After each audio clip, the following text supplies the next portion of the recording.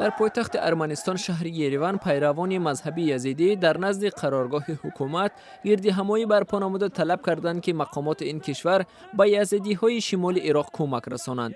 اعتراضگران تقاضا کردند که رهبران ارمنستان سازمان ملل متحد را به جلوگیری از به اصطلاح اعتراضگران قتل عام یزیدی‌ها وادار کند. در عراق هزارها یزیدی بعد تهدیدهای گروه دولت اسلامی از مکان زیست دائمیشان فرار کردند.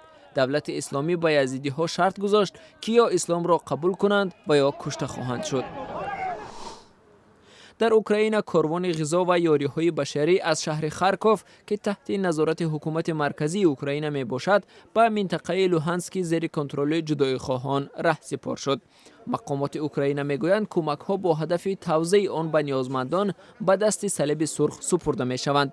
این در حالی است که کاروان عبارت از 300 ماشین بارکش روسیه با کمک های بشری به مرزهای اوکراین نزدیک شده است.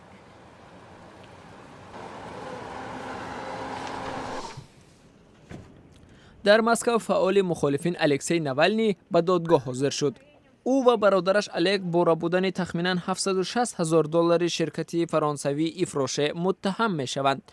الکسی ناوالنی در چند جنایت مالی مسئول دانسته شده شرطاً به مدت 5 سال از آزادی محروم گشته سر از ماه فوریه سال روان در حبس خانگی قرار دارد.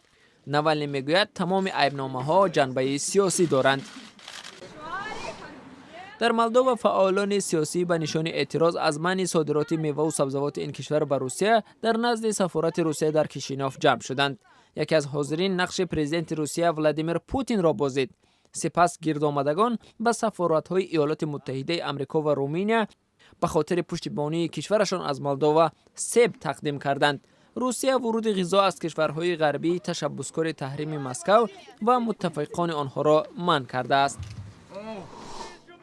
در شمال پاکستان مردمی بیخانه و جای مانده راهپیمایی داری نموده از حکومت درخواست کردند که در بازگشت آنها به خانه‌هایشان کمک رساند.